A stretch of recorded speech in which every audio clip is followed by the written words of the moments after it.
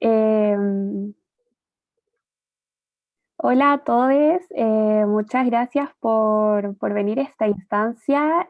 Para quienes no me conocen, yo soy Valentina Marchand, soy la directora nacional del Comité de Salud Sexual y Derechos Reproductivos y junto a la Organización de Urólogas Chile organizamos esta pequeña charla eh, para acercar un poco el tema de la vasectomía a la población, que en general se desconoce, incluso para los profesionales de la salud es un tema tal vez súper tabú y queremos como ayudar a romper los mitos y ayudar a la gente que conozca también sobre este método de anticoncepción que es uno de los más seguros, obviamente, y de las pocas opciones que se encuentran disponibles para las personas con pene. Eh, eso, María Paz. Súper, hola, buenas noches. Gracias a todas, todos y todas por estar aquí. Bueno, voy a proceder a compartir la pantalla. Ahí sí se ve. Sí, se ve, pero se ve como chiquitito, Ah, no, no, sí, ahí ahí sí, va ahí grande. sí. Bueno, para mí es un orgullo estar con ustedes esta noche, porque además, bueno, yo fui ex IFIMSiana en mis tiempos de estudiante, así que le tengo mucho cariño a IFIMSA en general. Creo que es una organización que hace muchas cosas y eh, es realmente un orgullo y un honor estar acá con ustedes, ¿ya? Bueno, yo de mi presentación voy a hacer un par de disclaimers antes, ¿ya? Ay, parece que no me pasa. El disclaimer número uno, que en el fondo es como que sabemos, y bueno, yo creo que ustedes también pertenecen a una generación distinta a la mía y distinta a muchas otras, en que sabemos que hay cambios en los paradigmas de la definición de salud. Y en esto es súper importante incorporar la salud sexual y reproductiva desde una esfera más integral, ya que habitualmente la salud sexual y reproductiva se traduce en el miedo o el riesgo del embarazo en las ITS, pero no va mucho más allá de eso, ¿ya? Eh, en relación a, voy a seguir admitiendo gente que si no me salen aquí, perdón. En relación a el disclaimer number two, yo siempre digo así como no asumir la heteronorma, ya estamos en un mundo diverso y es importante que lo entendamos. Y en eso de no asumir la heteronorma que va un poco a ir cambiando estos paradigmas de la medicina occidental y patriarcal, es muy importante el uso del respeto y el lenguaje. Bueno, yo además trabajo con personas trans, ¿ya? Entonces un poco esto lo tengo como súper incorporado, pero nació no de la capacitación, sino de la empatía, ¿ya? Entonces, siempre, por ejemplo, pregúntenle a una persona antes de que la tengan al frente, por ejemplo, cómo ustedes prefieren que se refieran a esa persona, ya sea con su nombre social, si es que no tiene el cambio en la ficha clínica, por ejemplo. Eh, Cuando hablemos nunca hablemos como de orientación sexual en realidad, sino que podemos hablar de prácticas sexuales, que es algo más genérico. Siempre tener mucho ojo como con el tema de la patologización y con los juicios también, ¿ya? Y el disclaimer, bueno, en realidad hice como tres disclaimers en el número uno, y en el número dos, hoy no se me pasa la diapositiva, ahí se me quedó pegada, ahí está. El disclaimer número dos en realidad va en esto. Evidentemente, yo como uróloga, yo fui la quinta uróloga en este país, ¿ya? Y hace no tantos años. Evidentemente estoy desde una vitrina de una especialidad que es muy tradicional y muy patriarcal y muy heteronormada. Y evidentemente yo no podría hacer una charla sin poner el enfoque de derecho y el enfoque de género, en derechos humanos y el enfoque de género en salud, ¿ya? Eso lo digo por un par de preguntas que me llegaron, ¿ya? Y evidentemente también recordar que los derechos sexuales y reproductivos son derechos humanos y nosotros como médicos o profesionales de la salud, tenemos que tener esto muy claro, ya, porque sobre todo si trabajamos en el sistema público, somos agentes del Estado y eso nos pone en una situación de mucho privilegio, de mucha autoridad y de mucha facilidad en vulnerar estos derechos, ¿ya? Partiendo como con todos esos disclaimers, parto la presentación de la vasectomía, ¿ya? Cuando hablamos de una anticoncepción ideal, ya sea masculina o no. ¿Qué es lo que buscamos? Es que sea ojalá lo más independiente posible, ¿ya? Porque sabemos que todas las tasas de falla en los anticonceptivos tienen que ver un poquito con esto de los olvidos, las conductas, etcétera, ¿ya? Tiene que ser aceptable para la pareja, ¿ya? Que idealmente no tenga interferencia como en las fases de la respuesta sexual, sobre todo en la parte del deseo y la erección, eh, que es a lo que más les importa a los hombres cuando consultan por este método, ¿ya? Que no tengan un impacto en la descendencia futura, que sea igual o mejor que otros métodos, en el fondo que sea comparable y que tenga un costo bajo. ¿Ya? Esto sí hablamos de lo ideal. La vasectomía se acerca mucho a estos puntos, pero obviamente no es perfecta. ¿Ya? Aquí les quería comentar un poquitito del doctor Mark Goldstein, que él es el que introduce, digamos, a mediados de los años 70, la técnica de vasectomía sin bisturí, ya que es la que está más vigente en la actualidad. Y esto es netamente como para mostrarles un poco la gran diferencia que vemos en el desarrollo de los métodos anticonceptivos masculinos versus sus femeninos. Ya partimos el de los años 60 con la píldora, que se ha ido perfeccionando en todos estos años, los dispositivos intrauterinos, aparece la vasectomía, y si ven acá hay un gap gigante entre los, hasta ahora en realidad, en que no vemos ningún tipo de avance en anticoncepción masculina. Y uno diría, ah, pucha, es que quizá, claro, las mujeres ovulan una vez al mes, el hombre produce más espermios, etcétera, pero acá sí creo que es súper importante poner el enfoque de género, ¿ya? En los años 90 se iniciaron estudios de anticonceptivos en hombres orales, como con mini dosis de testosterona, ¿ya? Y en realidad estos estudios se descartaron por efectos adversos intolerables e indeseables, ¿ya? Y cuando uno va a ver esos estudios, ¿cuáles eran esos defectos adversos intolerables e indeseables? Cefalea, baja libido, malestar tipo fatiga. Y si comparamos esto con el riesgo que nos bancamos las mujeres con los anticonceptivos hormonales desde el punto de vista trombosis, muerte, etcétera, evidentemente acá nos aparece mucho esta alarma como del enfoque de género, como digo yo, ¿ya? En los últimos años se han retomado algunos de estos estudios. De hecho, acá en Chile, bueno, está el ICMER que estuvo participando en un estudio de fase 3 y evidentemente no hemos podido avanzar mucho como en temas de aprobación, ya todavía, sobre todo como por la pandemia se ha detenido un poco, pero yo calculo o espero de que acá 5 a 10 años más y al menos tengamos alguna alternativa como de microdosis de testosterona o micropíldora de testosterona para los hombres disponible. ¿Ya? Aquí, bueno, yo justo tengo como el panel de los participantes, entonces no alcanzo a ver todo, ahí sí. Aquí, bueno, otro método que no está, que también es equivalente a la vasectomía, es el Valsalgel, ¿ya?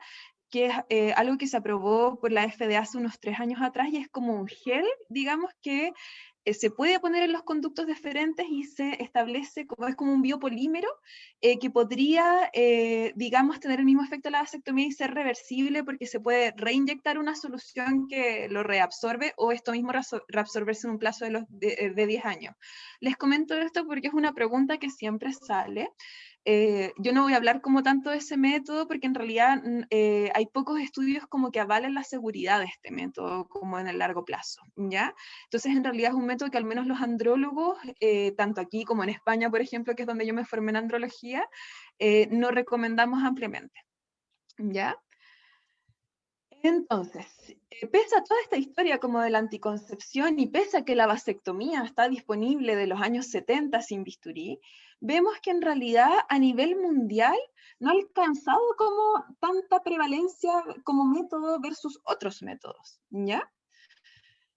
Por ejemplo, acá tenemos la experiencia de Estados Unidos. En Estados Unidos se hacen muchas vasectomías, hay mucha difusión del método, hay que considerar que allá como el tema de la costo-efectividad es como súper importante, pero está en el cuarto lugar, ¿ya?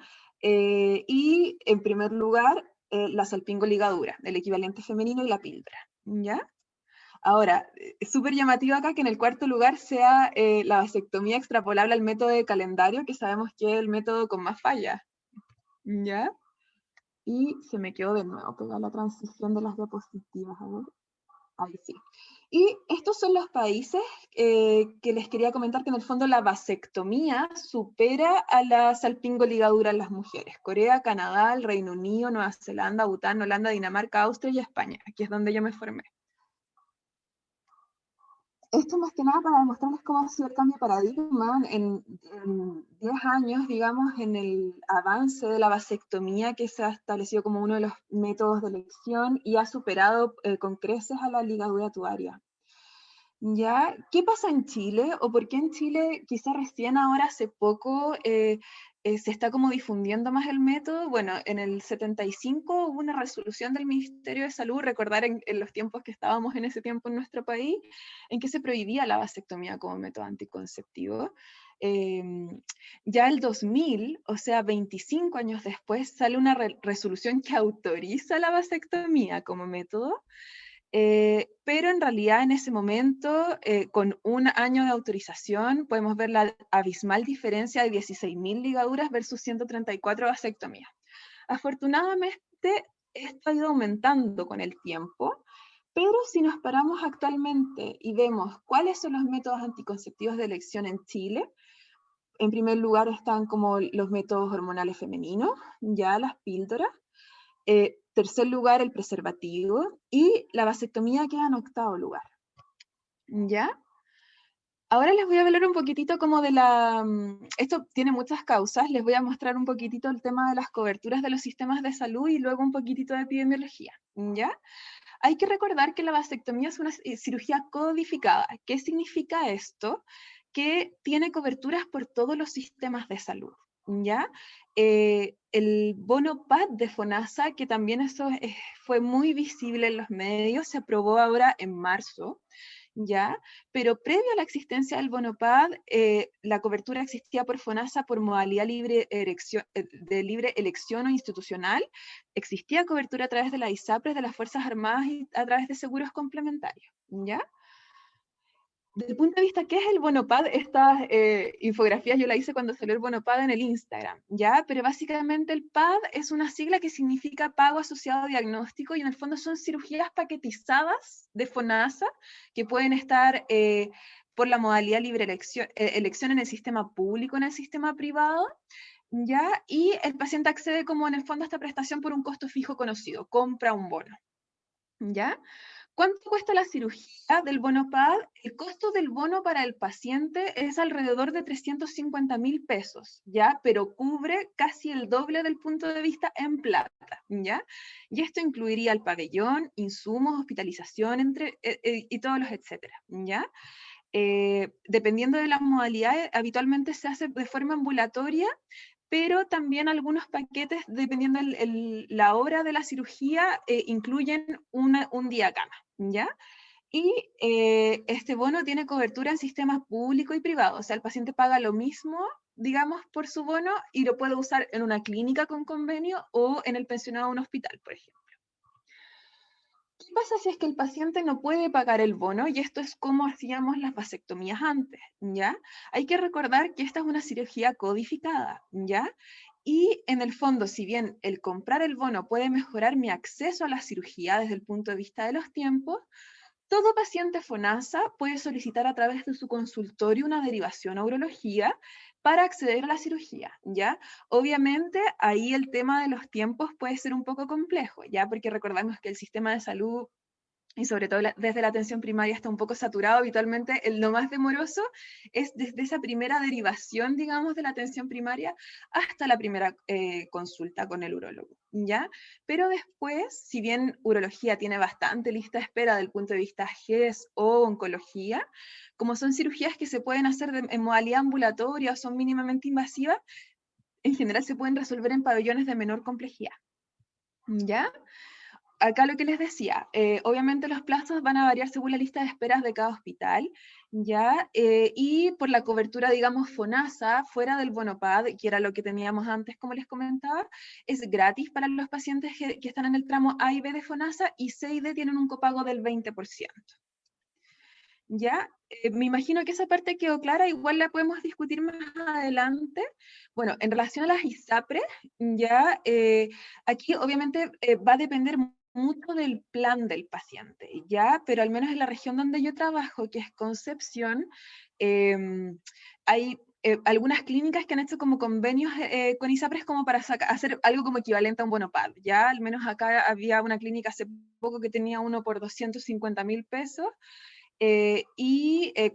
con ciertas características de pacatización, por ejemplo, que eran cirugía ambulatoria, pero los hombres, por ejemplo, hombre soltero o hombre que tenga como buena cobertura ISAPRE, yo he tenido pacientes que le ha salido la cirugía a costo cero o valores cercanos a los 50.000 pesos, que en el fondo si vamos comparando y sumando de la parte monetaria comparado como con la anticoncepción femenina, evidentemente es bastante, sale bastante más a costo. ¿Ya? Esto es netamente para mostrarles las estadísticas de vasectomías en Chile. Como les decía, desde la autorización en 2000 ha ido aumentando tibiamente, pero ya, digamos, desde 2014, 2015, yo creo que también por un tema de que se empezó a difundir más la cirugía, han empezado a aumentar exponencialmente. Ya vemos acá la comparativa del 2012, 342, según el DEIS del MISAL, versus en el 2018, 1840. ¿Ya? Y si comparamos con los prestadores privados, acá también el crecimiento ha sido bastante exponencial, casi 10 veces más en 8 años.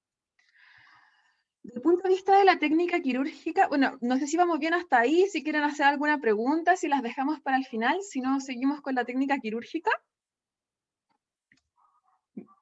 Seguimos. Entonces, desde el punto de vista de la técnica quirúrgica, yo tengo entendido que todos son estudiantes de la salud y más o menos entenderán más o menos dónde se ubican los conductos deferentes. Ya los conductos deferentes, esto es netamente como para ilustrar, se dan una vuelta bastante larga. Ya el conducto deferente es lo que, digamos, comunica en el testículo, en la pulpa testicular se producen los espermios, en el epidídimo maduran, no sé si ven el puntero, ¿ya? De ahí salen al conducto deferente, el conducto deferente se da unas vueltas intrapélvicas, como pueden ver por aquí, hasta incorporarse como a la próstata, donde en ese momento, digamos, los espermios se juntan tanto con el contenido de la próstata, con el contenido de las vesículas seminales, que es lo que uno eyacula, ¿ya? Hay que recordar que los espermios solamente constituyen entre un 2 a un 5% del volumen total del eyaculado. Por tanto, un hombre que se realiza una vasectomía, en realidad va a eyacular el mismo volumen. Es una diferencia más bien imperceptible, ¿ya? De nuevo se me quiere pegar la transición, ahí sí. Bueno, ¿cómo es la cirugía? Ya habitualmente hacemos una aseptización del área, preparamos, hay, digamos, dos variantes de técnicas, ya se puede hacer una incisión medio escrotal, que en el fondo permite acceder a ambos deferentes, o se puede hacer una pequeña incisión a cada lado, eso va a depender de la preferencia del urólogo. El conducto deferente se palpa así como un tallarín, ya como un fideo más grueso, pero se palpa a través de la piel, ¿ya? Entonces habitualmente hacemos como la identificación digital con esta técnica, con ambos dedos. Cuando tenemos, acá se puede ver mejor como la técnica con la mano no dominante, hacemos la palpación y abocamos el deferente, lo acercamos a través de la piel, ¿ya? Y bueno, en este caso podría ser con anestesia local, ya yo al menos en España aprendí como con técnica sin bisturí y con anestesia local. Acá en Chile yo les diría que por un tema cultural la mayoría de los hombres no la prefieren, pero sí es mi anestesia de elección porque la recuperación es bastante rápida. Y como también hacemos un bloqueo del cordón espermático, también puede ayudar un poquito para la analgesia postoperatoria. Ya, aquí se puede ver cómo, digamos, digitalmente uno puede identificar el deferente y separarlo de los distintos componentes del cordón espermático. Ya, ponemos la anestesia y luego con esta pinza, que en el fondo esta es la pinza como del kit de vasectomía sin bisturí, tomamos el deferente, ya es como una pinza, como una argollita. Y acá se ve, digamos, el deferente y las distintas capitas del escroto que lo rodean, ya que son las que vamos a tener que incidir. Ya, luego tenemos esta, digamos, esta pincita en anillo, como les comentaba, tenemos esta otra pinza que es como una tijerita, pero en realidad que tiene unas puntas como bien puntudas, valga la redundancia, pero no tiene filo, y con esto vamos haciendo como esta incisión, por eso se habla de sin bisturí, ¿ya? En realidad acá está la incisión que queda, que es muy pequeñita, menor a 1 centímetro. Aquí vemos cómo a través de la argollita, de la pinza en argolla, vamos identificando el deferente y con la pinza como en punta, tratamos de asomarlo a través de la incisión. ¿Ya? Aquí pueden ver cómo se ve la visión real. Ya el deferente es así, muy blanquito, y es un ducto duro. O sea, se palpa como, se identifica perfectamente a diferencia de las otras estructuras vasculares del cordón espermático.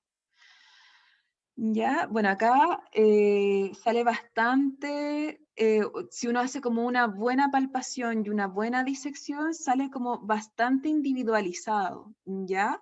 ¿Qué es la idea?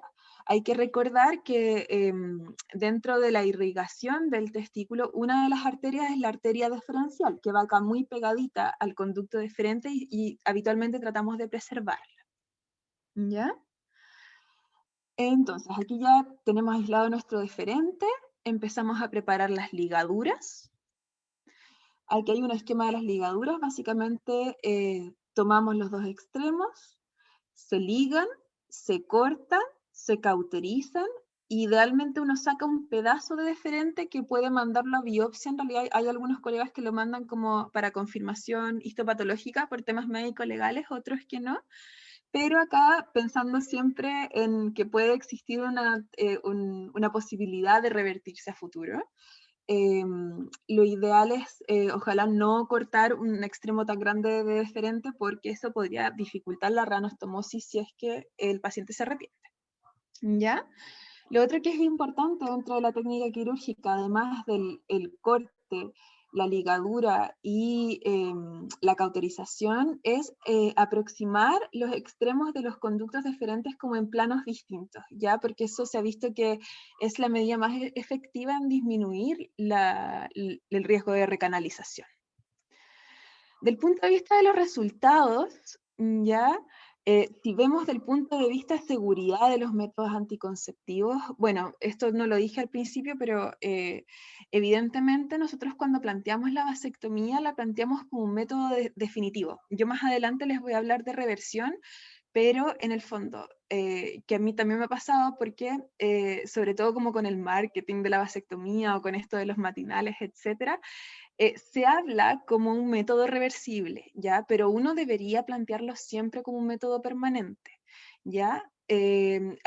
Como les digo, por este tema de la tele y otras cosas, a mí me han ido a ver como pacientes de 20 años con intención de hacerse una vasectomía pensando en que se la pueden revertir fácilmente y en realidad la reversión, claro, en manos expertas se puede hacer. Ahí les voy a mostrar como un poquitito más lo de la técnica de la reversión, pero no es, o sea, así como de fácil ven que es hacerla, no es tan fácil revertirla, ¿ya? Y si vamos al índice de Pearl, que es como el índice que mide la eficacia de los anticonceptivos, la vasectomía es ligeramente superior a la ligadura de trompas incluso, y se cree que dentro está, digamos, la abstinencia sexual como el método del 100% y la vasectomía sería como un 99,9%, 99,8% efectiva. ¿Ya? El fallo se establece en 1 a 2.000 a 3.000 pacientes. Esto es importante que lo sepamos. ¿Y qué es lo importante del fallo? ¿Ya? Y es importante cuando nosotros le hablamos de la cirugía a los pacientes. La vasectomía no es un método anticonceptivo inmediato, ¿ya? ¿Qué quiere decir eso? Que yo hago la ligadura, pero en el fondo pueden quedar espermios en todo el trayecto de la vía seminal, y esos espermios tener capacidad de fecundar y embarazar, ¿ya? Es por esto que nosotros, en el fondo, si bien podemos dar el alta quirúrgica a las 1 o 2 semanas de la vasectomía, habitualmente damos el alta reproductiva a los 2 o 3 meses. Y esa alta se da con un espermiograma que confirme que el paciente está azospérmico o que no tenga espermios en el eyaculado, ¿ya? Muchas veces los pacientes no vuelven a este control, ¿ya? Yo he dicho que soy muy obsesiva, de repente hasta los llamo y les recuerdo, ¿ya? ¿Por qué? Porque, como les digo, si es que empezamos a ver las estadísticas de las fallas de la vasectomía, cuando hay fallas y hay recanalización precoz, habitualmente uno lo detecta a través de ese espermiograma, porque a los 2-3 meses hay una cantidad no menor de espermios vivos y mótiles, ¿ya? Y por eso acá vemos la diferencia de las tasas de falla de 0,2 hasta 5% incluso, pero en el fondo estos son pacientes que probablemente no llegaron a esa, o se detectó, digamos, esta falla como en el espermiograma previo al alta. Y si vemos riesgo de recanalización tardía, es prácticamente anecdótico, ¿ya? Y acá vamos al tema de los embarazos, porque una cosa es espermios en el eyaculado y el otro es riesgo de embarazo. Obviamente acá lo establecen de 1 en 1000, pero en realidad la mayoría de los embarazos ocurrieron dentro de los primeros 3 meses después de la vasectomía, o sea, antes de que los pacientes les dieran el alta reproductiva del método. ¿Ya? Vamos a las complicaciones, en realidad son bastante infrecuentes. Infecciones de herida operatoria son súper infrecuentes, como les digo, es una incisión pequeñita, y si bien, claro, uno diría como el área genital y todo, en general el escroto o el pene son áreas que, pese a lo que uno pensaría, no se infectan tanto como otras áreas, ¿ya? Pueden haber hematomas, ya en algunos pacientes no puede ser, de repente no es tan fácil como el que les mostré las fotos, identificar o separar las estructuras del cordón. Es por eso que es importante hacer una buena hemostasia. En este caso las estadísticas son de un colega mío, el doctor Palma. Él refiere que en 3.000 casos que lleva solamente ha tenido que ropear un caso en un contexto de hematoma. ¿Ya? Hay otros pacientes, esta complicación es rara, pero es importante saberla, que quedan con un dolor testicular crónico post-vasectomía, ¿ya? Que esto no se sabe muy bien porque se causa, se piensa que puede ser por factores obstructivos, por factores tipo neurálgicos, ¿ya? Pero habitualmente cuando se produce un dolor crónico por vasectomía, la causa es o sea, la solución más bien es revertir la vasectomía, ¿ya? Y en este caso, él describe 3 fallos, pero que en realidad los identificó en este control de los 3 meses. Como le digo que es les digo que es bastante concordante con el tema de la literatura, ¿ya? Cuando hablamos de mitos de la vasectomía pueden haber muchos, ¿ya? Pero evidentemente ahora al ya explicarles cómo es la técnica quirúrgica, no, evidentemente no hay una repercusión en la erección, ya que como ven, esto se hace solamente muy localizado a través del conducto deferente y eso no pasa ni cerca de los nervios de la erección. ¿Ya? Así que eso es más bien un mito. Hipogonadismo, lo mismo, ¿ya? Hay que recordar que lo que estamos ligando es esta cañería que traslada los espermios desde el testículo del epidídimo hasta la celda prostática para incorporarse al semen.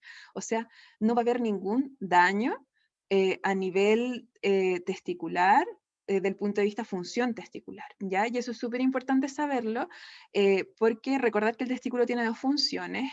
Una es la de producir espermios, la otra es de producir testosterona, y ambas se mantienen con la vasectomía, ¿ya? Ahí les voy a comentar, eso es súper importante saberlo para ver qué otras alternativas a la reversión existen, ¿ya? Y lo otro es el tema de la satisfacción sexual, que de hecho hay estudios que muestran que la satisfacción sexual mejora en los pacientes porque en el fondo ya no está este miedo al embarazo, ¿ya? Así que la mayoría de los mitos súper derribados. Si hay algún mito que ustedes quieran preguntar ahí, por último lo dejamos para el final, ¿ya? Lo otro que les quería hacer mucho hincapié, ¿ya? Es esto, el counseling versus advice, ¿ya? En español no tenemos ninguna diferencia semántica, pero es más que nada cuando decimos consejería, ¿ya? Pero consejería no es lo mismo que dar un consejo, por eso es esta diapo. Y es por eso que cuando hacemos consejería en salud sexual y reproductiva, o cuando tenemos un paciente que nos llega consultando por este método anticonceptivo, tenemos que abordarlo, como les decía al principio, de forma integral, ¿ya? Y evaluar si es que efectivamente este método anticonceptivo se va a acomodar a su estilo de vida y a sus expectativas, ¿ya? En caso de arrepentimiento, después vamos a hablar como de las dimensiones más éticas del arrepentimiento, pero en realidad acá les quería poner el tema de la reversión de la vasectomía, ya que es algo que se habla mucho. Y bueno, en realidad el tema del arrepentimiento es súper posible que pueda suceder, o sea, no es tan posible que pueda suceder, pero es algo que puede suceder en un adulto capaz de consentir una cirugía, ¿ya? Y por eso es la importancia de la consejería, ¿ya? En realidad la consejería no es que elimine el arrepentimiento, pero en el fondo siempre está este tema, yo siento este miedo, que quizá yo espero que ustedes como médicos de generaciones jóvenes no lo tengan, como la medicina defensiva, ¿no? Como es que si hago algo me puedo equivocar y el paciente me puede demandar y en realidad hay que entender que el arrepentimiento puede ser parte de cualquier procedimiento quirúrgico, ¿ya? Y por eso la vitalidad de la consejería. Entonces, ¿qué opciones tenemos para un paciente, digamos, que se hizo una vasectomía, que lo clásico es como se separó, encontró una pareja más joven y quiere tener hijos con esa pareja? En el fondo, está la reversión de la vasectomía, que es la vasovasostomía o reanastomosar los conductos deferentes. Y tenemos las distintas técnicas de recuperación espermática, porque como les decía, estos pacientes se comportan como una azoospermia obstructiva. ¿Qué quiere decir eso? En el fondo que sé efectivamente dónde está el bloqueo de la vía seminal de forma bilateral y por tanto el testículo va a seguir produciendo espermios y uno puede rescatar espermios desde el testículo o desde el epidídimo, ¿ya? ¿Cómo es la vasovasostomía? Como les comentaba, no es tan fácil como realizar una vasectomía. El conducto deferente mide unos 2-3 milímetros y evidentemente necesitamos hacer esto con microcirugía, ¿ya? El lumen es mucho más finito, tiene una pared muscular gruesa, como pueden ver, y la idea es hacer una sutura con puntos separados, se ocupan suturas del 10-0, ¿ya? Como las oftálmicas, como para que se hagan una idea. Y evidentemente asistido por microscopio y tenemos que hacer una sutura en 2 planos, básicamente tomando la mucosa y luego la capa muscular, ¿ya?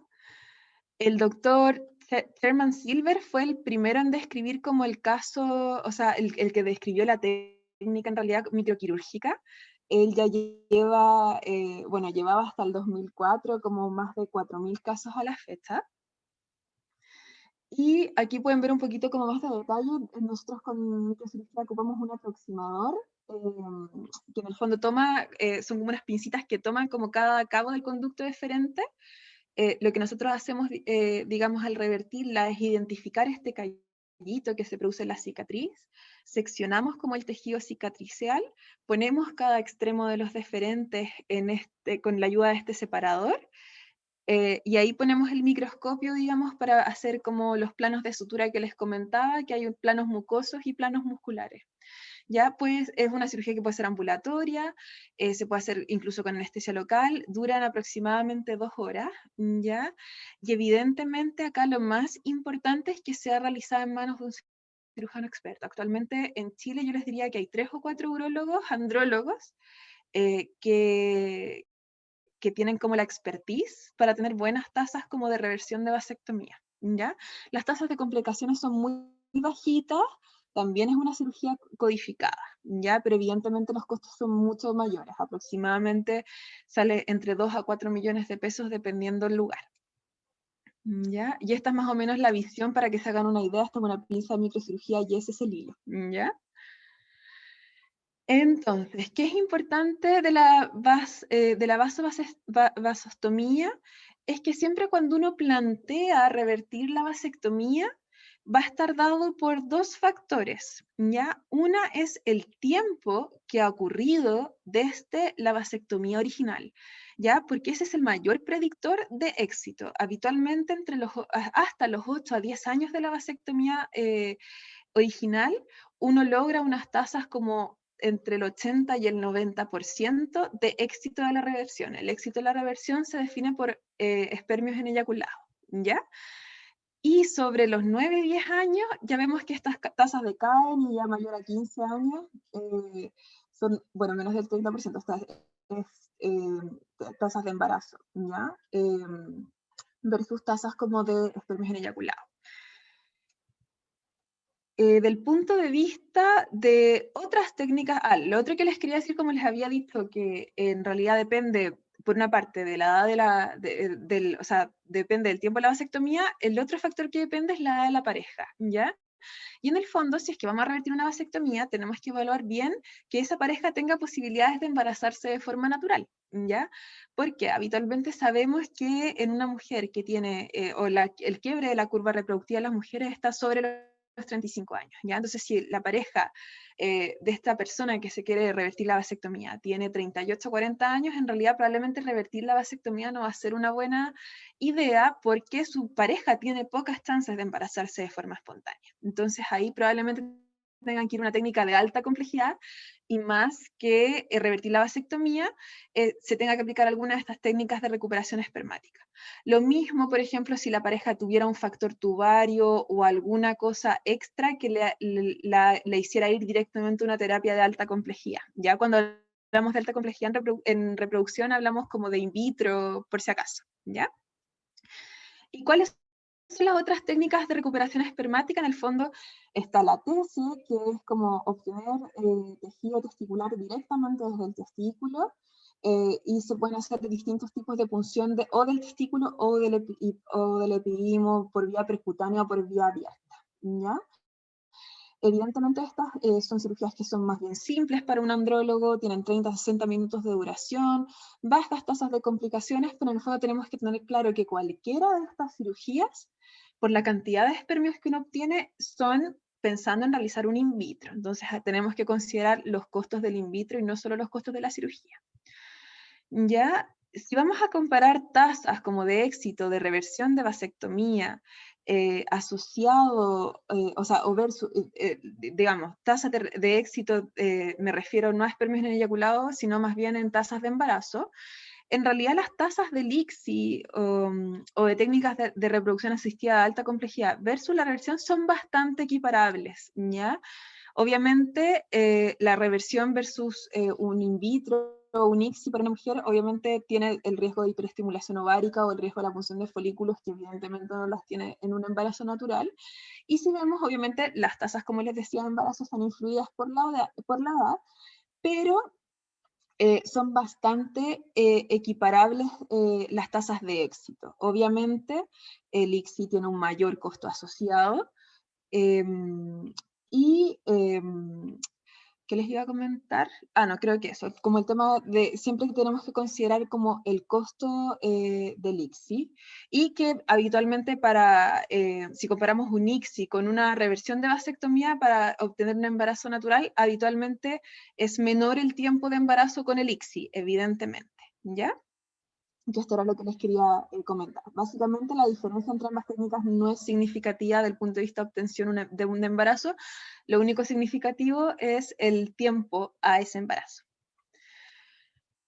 Ya para finalizar, o para ir finalizando, siempre viene como esta clásica pregunta, ¿no? Como hombres jóvenes que por decisión propia no quieren tener hijos, ¿qué podemos, o sea, y nos consultan por una vasectomía, ¿no? ¿Cómo podemos abordarlo? ¿Ya? Acá les pongo como una serie de noticias como que podemos encontrar fácilmente en internet. ¿Ya?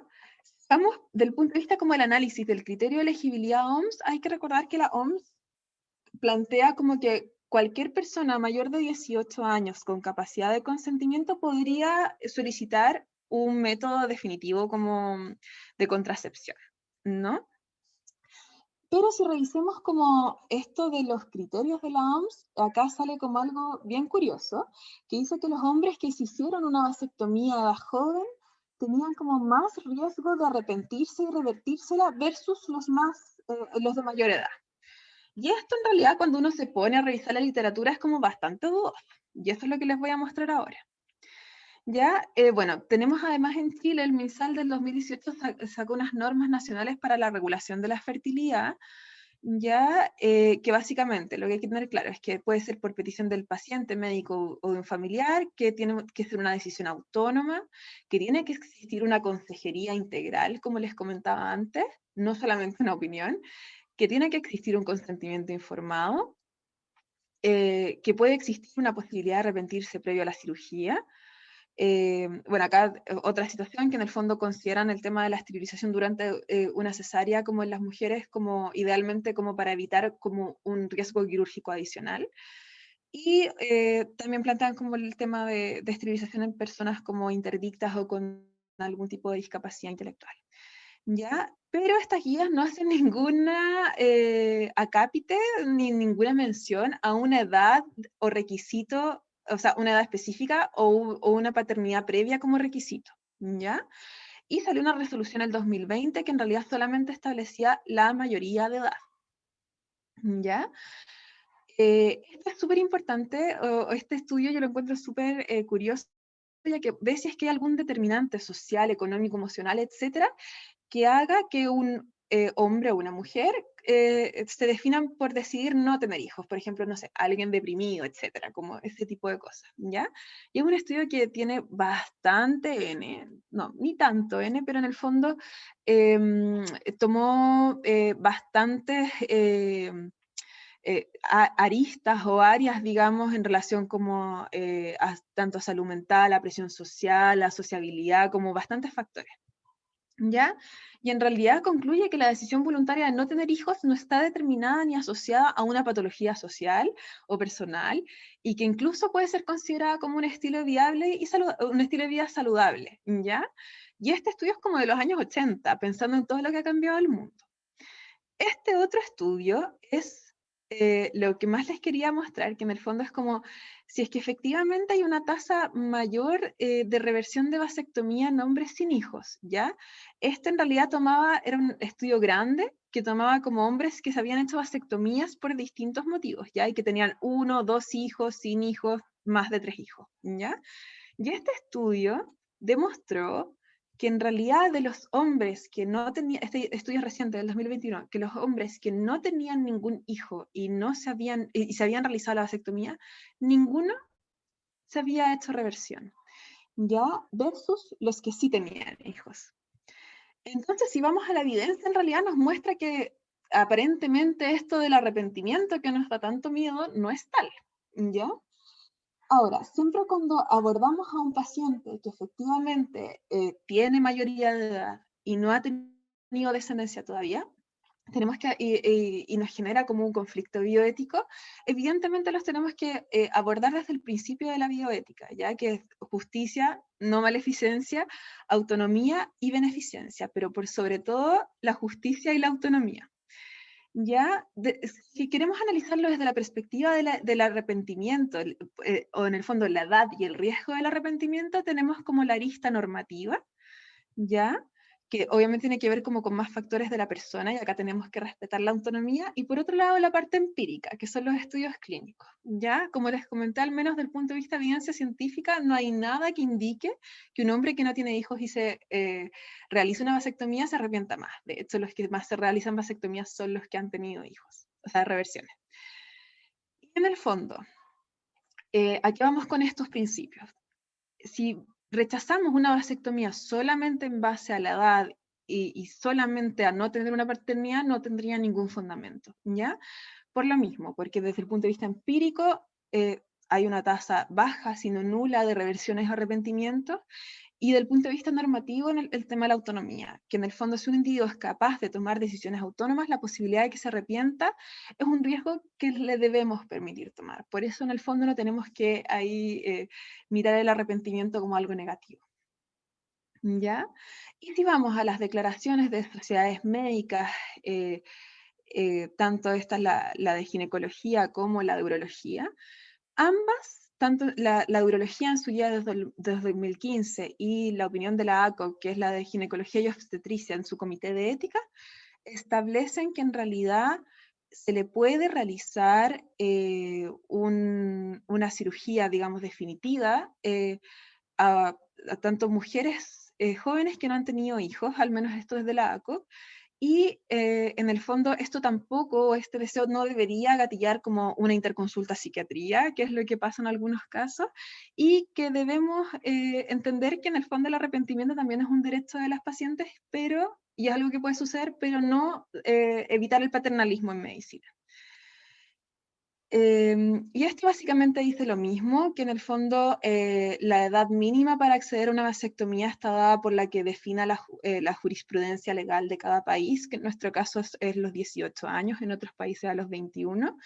Y mientras en el fondo el paciente tenga como consentimiento del punto de vista legal, puede aprobar la cirugía.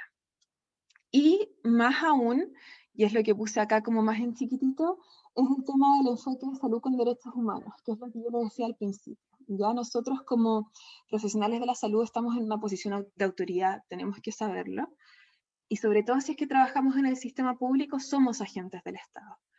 Y el negarle una vasectomía a un paciente por mis principios, sean religiosos, de vida, porque yo creo que imponerle una creencia, yo creo que es joven, yo creo que no sabe lo que está haciendo, es una vulneración a sus derechos sexuales y reproductivos, por ende una vulneración a sus derechos humanos. Y esto era más o menos lo que les quería comentar. Creo que anduvimos bien en el tiempo. Yo igual quizá les quería comentar, o no sé si se da como un poquitito más en el tema de la discusión, como, porque siempre me preguntan, así, ¿qué casos he tenido yo de pacientes sin hijes que me han preguntado por vasectomía y cómo lo he abordado? Así que no sé si quieren que les cuente un poco de eso o vamos a las preguntas. No hay ninguna pregunta en el chat hasta ahora, pero al parecer las personas quieren saber ¿Quieren más de saber? tus experiencias. Sí. Yo he tenido como 5 pacientes, así como entre 18 y 23 años, que me han consultado así como por realizarse una vasectomía. 2 fueron de estos como, no, es que vi en la tele que era reversible, entonces me la quería hacer ahora como para revertírmela después. Entonces era como, aparentemente, esta no sería tu método anticonceptivo. ¿Ya? Eso uno. Los otros 3 fueron como casos súper peculiares, ¿ya? Uno fue un chico que tenía una enfermedad ósea hereditaria, que yo nunca supe bien qué enfermedad era y él tampoco la tenía clara. Entonces, en el fondo, él había sufrido como una serie de hospitalizaciones cuando chico, de estas cirugías como ortopédicas correctivas, así medias de la edad media, como digo yo, y había tenido secuelas físicas y muchos complejos asociados como a sus deformidades óseas, sus cicatrices, etc. Entonces, en realidad, se quería hacer la vasectomía porque él no quería que su hija o su futuro hijo pasara por lo mismo que él pasó, ¿ya? Y un poco ahí mi visión fue, obviamente, hacer la consejería completa, pero en el fondo la consejería fue más definida, oye, yo no tengo claro qué enfermedad tienes, tú tampoco, vamos a un genetista, te estudiamos, averiguamos bien si esto en realidad, porque no todas las enfermedades genéticas son transmisibles a la descendencia tampoco, ¿ya? Porque quizá en el fondo solamente necesitaba un consejo genético, si en el futuro él quisiera paternidad, en el fondo habría que estudiar como, a la mayoría de estas enfermedades raras son recesivas, y en el fondo si es que la pareja mujer en este caso fuera portadora solamente, habría que hacer como incluso se podría hacer un in vitro con diagnóstico genético preimplantacional, o sea, en el fondo eso tampoco era algo como que lo limitara dentro de sus posibilidades de paternidad genética. Y en el fondo en él como que lo abordamos por ese lado, de que él se iba a ir a estudiar, íbamos a definir bien como qué riesgo había para su descendencia y en base a eso proceder. Bueno, él finalmente no ha vuelto hasta ahora, así que yo asumo que probablemente lo que tenía no era de esa índole, pero en el fondo, ¿a qué voy con esto? Yo siempre me tomo el tiempo como de preguntar a los pacientes, ver qué hay detrás, ¿ya? En eso es súper importante ser súper perceptivos, ¿ya? Porque probablemente en un urólogo consulta de 10 minutos, hola, me quiero hacer la vasectomía, ¿qué edad tenís? ¿20? No, chao, no tenís hijos, por ejemplo, ¿ya? Entonces, obviamente, como para entender todo lo que había detrás de esa historia, uno tiene que darse el tiempo de entender la historia y entender al otro. Yo siempre digo, y esto lo digo mucho como por mi trabajo con diversidades, que en el fondo, claro, yo veo a personas trans, por ejemplo, y quizá al principio los veía más de la empatía, pero creo que nunca he tenido como eso de ese como paternalismo o eso de sentirme yo una experta, porque en realidad yo no, o sea, por más que tenga empatía, yo no puedo saber la vivencia de esa persona. No puedo ponerme, o sea, puedo intentar imaginármelo, puedo entender por los pacientes que he visto, pero en el fondo siempre tengo que partir de la humildad que ese otro es un experto en él mismo. Y dentro de esa expertise yo lo valido y desde ahí puedo ayudarlo. ¿Ya? Y en ese sentido, obviamente tenemos que cambiar mucho esta estructura como tan paternalista, tan patriarcal, tan de estar como un poco en un pedestal, y sentarnos a escuchar a nuestros pacientes y mirarlos, si es algo como tan básico como eso. El otro caso que tuve fue un chico que tenía como 30 años, tampoco tenía hijes, y en el fondo, claro, a mí me pareció que estaba como francamente con un ánimo muy bajo, muy deprimido, y claro, como andando en eso, él venía como de una serie de muchos fracasos amorosos y de relaciones, y en realidad como que el tema de la vasectomía para él era un poco como el cerrarse la posibilidad como para estar con una otra persona. Pero básicamente, obviamente, yo a él lo que le dije, obviamente no me negué a hacerle la vasectomía, sino que le dije, mira, creo que obviamente ahora no es el mejor momento para tomar esta decisión, creo que sería importante que viéramos tu ánimo, viéramos en qué parada de la vida estás, qué más puede pasar, y quizá en otro momento, si esta sigue siendo una decisión que te resuena, nos volvemos a ver y lo conversamos de nuevo. Él tampoco volvió. Y el tercer caso fue un caso de una pareja de chicos que tenían como 28 años, que los dos eran, él era violinista y la señora era pianista. Y, y eran músicos y tenían planes de viajar por todo el mundo y seguir estudiando, y en el fondo él me dice como, mira, yo en realidad lo hemos hablado con mi pareja, nosotros no queremos hijos, yo no quiero que ella se siga metiendo hormonas porque la hace pésimo, y yo tengo muy, muy claro que por mi estilo de vida yo no quiero ni puedo ser papá. Y a él le dije, perfecto, obviamente hicimos la consejería y a él sí le hice la vasectomía. Esos son como los casos que les quería comentar. Y Muchas parece... gracias por esos casos. Estuvieron entretenidos. Hay dos preguntas en el chat. La primera es, ¿cuál era el porcentaje de éxito de reversión de una vasectomía? De la reversión, quizá no lo dije tan clarito, ¿ya? Pero como les decía, básicamente depende mucho del tiempo de la vasectomía inicial y de las manos en que uno se hace la reversión, ¿ya? Habitualmente, cuando es antes de los 8 a los 10 años en manos expertas, las tasas de éxito de la reversión, ojo que acá estoy hablando de tasas de éxito de la reversión, no de embarazo, varían entre un 80 a un 90%. O sea, son tasas altas, ¿ya? Pero recordar que en el fondo siempre a este hombre que consulta, bueno, hombre, mujer, al final es más fácil que decir como persona con genitales masculinos, pero en el fondo siempre hay que ponerlo en su contexto con su pareja, ¿ya? Porque hay que ver si realmente es candidato y tiene beneficio para una vasectomía o no, porque de hecho a mí también me pasa mucho que me consultan por reversión porque piensan que la reversión es la única alternativa para ser papás y no hay otras cosas, y la señora ha tenido o factor tubario o factor sobre todo de edad, que en el fondo uno sabe que revertir la vasectomía puede ser exitosa la reversión, pero no va a ser un buen método para embarazarse. Eso. Gracias. Y la otra pregunta dice que se sale un poco del tema, pero que quería saber si usted tiene información sobre el método anticonceptivo de la inyección para hombres o cuerpos con órganos sexuales masculinos.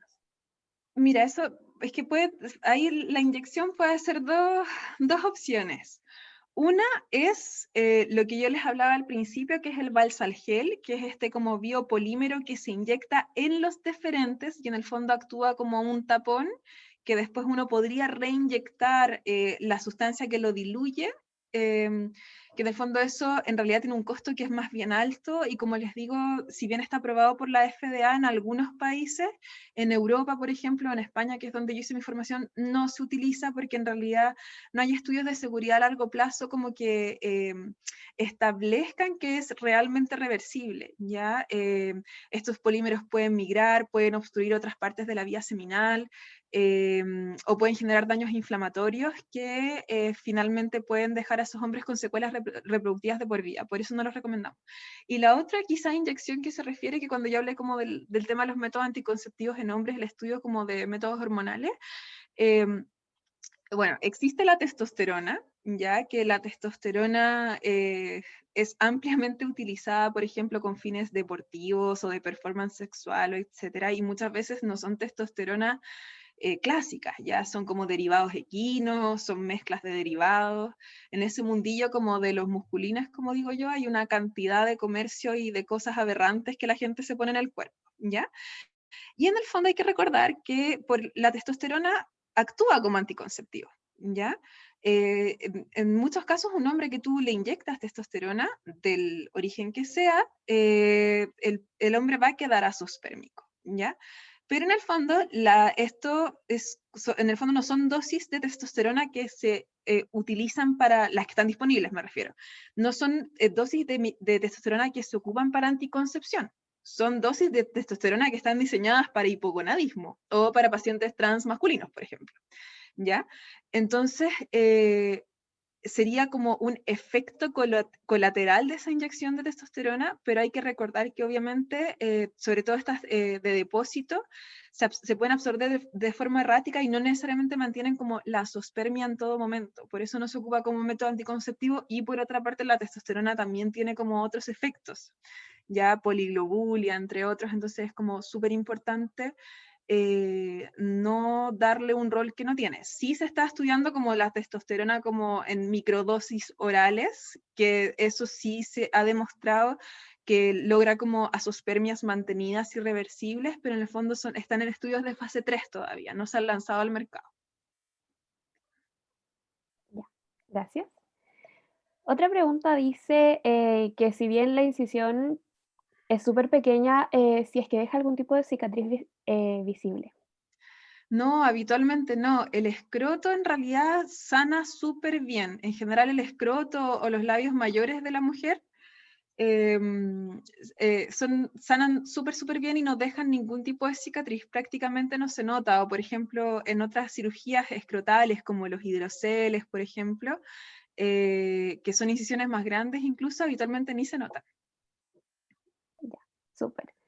Hay una pregunta que me llegó por interno que dice si es que, si es que usted ha realizado vasectomías a jóvenes entre 18 y 20 años y si es que es posible hacer algo antes de la vasectomía para guardar los espermios, congelarlos o qué otra cosa se podría hacer en ese ámbito, em, ya que puede llegar a no ser reversible. Bueno, entre 18 y 20 no me ha tocado. El más joven que me ha tocado es este chico, el último que les comentaba, el músico que tenía como 25, 28, si mal no recuerdo. ¿Ya? Pero como les decía, en realidad la edad no es limitante, sino que lo que hay que analizar son las circunstancias que llevan a ese chique a consultar por la vasectomía como método anticonceptivo. ¿Ya? ¿Y cuál era la otra pregunta del... Si es que hay algún método como para guardar los espermios y no tener Ah, de que llegar a hacer criopreservación? la Eso es reversión. súper, o sea, se puede, pero es controversial. O sea, a ver, uno puede, digamos, tomar una muestra de eyaculado, ¿ya? Y esa muestra criopreservarla, y eso se puede hacer de forma indefinida y manteniendo esos espermios como pueden estar mucho tiempo y uno tiene que pagar una mantención, digamos, al centro que lo hace. Ya, pero de hecho en los foros, esto se discute como en muchos foros de bioética, etcétera. En el fondo está el tema de que un paciente, o sea, tenemos que plantear la vasectomía como un método definitivo. Si un paciente te está consultando por criopreservar espermios es porque probablemente no lo está abarcando desde esa perspectiva. Y lo otro que es importante es que esos espermios a futuro eh, bueno, está el costo de la mantención, que no es menor, y es el costo de los tratamientos, porque esos espermios va a haber que ocuparlo en tratamientos de alta complejidad y probablemente un in vitro, ¿ya? Y esos son 5 millones de pesos para tener un IGE, o bueno, podrían ser más dependiendo de la cantidad de embriones, pero en el fondo, si bien es algo que es técnicamente factible, es algo que no recomendamos tanto y nos hace quizá un poquito replantear si es que efectivamente la persona se lo está planteando como un método definitivo o no. Y de hecho, así como de forma curiosa, justamente ayer me tocó un caso de un paciente que me lo derivaron porque efectivamente consultó con otro colega en esto de la criopreservación previo a una vasectomía. No hubo mucha consejería, debo decirlo, y el paciente estaba zospérmico, o sea, él ya no tenía espermios, no producía espermios, y en la anamnesis y todo, aparentemente un paciente que tiene un Klinefelter, ¿ya? Entonces, pues quizá estaba zospérmico, digamos, por su tema genético de base. Entonces, por eso es súper, súper importante el tema de la consejería, o sea, no es como llegar y, o sea, solicitar una vasectomía del punto de vista no lo digo necesariamente por la edad, sino que lo digo porque es súper importante realizar como una historia completa, porque si este chico, si quizás no hubiese preservado espermios, hubiese hecho la vasectomía, nunca se habría diagnosticado ni se habría enterado de su condición. ¿Ya? Eso.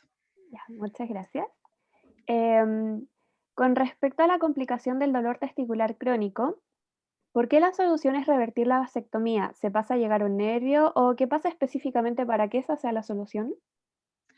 Lo dije un poquito en la presentación, no está tan claro el motivo del... A ver, el dolor testicular crónico puede ser una entidad que tiene múltiples causas que no necesariamente se identifican y que no necesariamente se asocia a la vasectomía, ¿ya?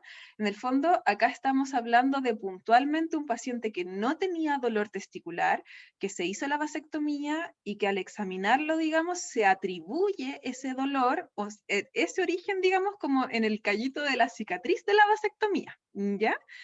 Se cree que puede ser como por un tema efectivamente nervioso. De hecho, muchos de los pacientes tienen como dolores más bien de tipo neuropático, ¿ya? Pero en realidad por ejemplo, si es que fuera realmente algo neuropático por sección de nervio, ahí tienes como o sea, como esto de la axonotnesis, ¿cachai? Que en el fondo es como que el nervio queda como o seccionado o medio atarantado, y del fondo ahí no tendría mucho sentido si está seccionado un nervio y si ranastomoso, como que no debería influir, digamos, debería el dolor persistir igual o incluso empeorarse.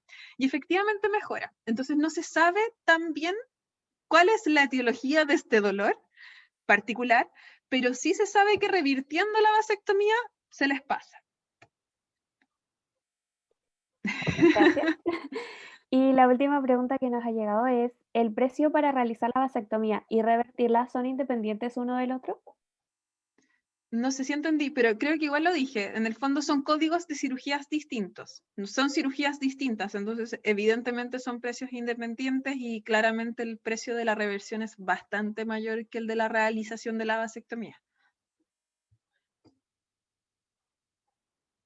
Ya, muchas gracias. Esas eran las preguntas que nos llegaron hasta ahora. No sé si quiere decir algo más como para concluir. Nada, pues gracias por la invitación. Se me hizo súper ameno, así que igual de repente es como lata esto de las presentaciones, porque uno está como un monólogo muy largo todo el rato, así que no sé, espero Sí. que haya sido entretenido, que les haya gustado, que no se les haya hecho largo, eh, que se hayan abarcado todos los temas que les interesaba ver al respecto, y no sé, pues si tienen cualquier duda, cualquier cosa, bueno, pueden encontrarme a través del Instagram de Uróloga o del mío, que es como Dra Salinas Uróloga. Ujú. Esas redes las manejo yo, así que con paciencia y tiempo, pero trato de contestar. Y, y nada, pues eso, que sigan difundiendo, sigamos teniendo como este espíritu de salud con enfoque de género y con enfoque de derecho, que yo creo que es fundamental para los nuevos médicos en formación. Y como digo yo, bueno, veo que hay hartas mujeres conectadas, entonces Sí. seguir, o personas con pronombres femeninos conectadas más bien, o nombres femeninos conectadas.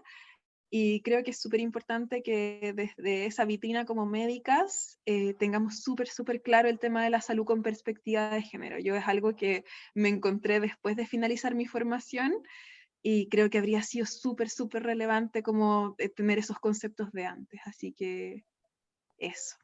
Ya, muchas gracias por la charla, se pasó. Hay muchas felicitaciones y muchos agradecimientos en el chat y no, de verdad estuvo súper buena y súper completa la charla. Así que Ay, qué bueno que les gustó. sí, muchas gracias. De nada. Como dije, la grabación de esta charla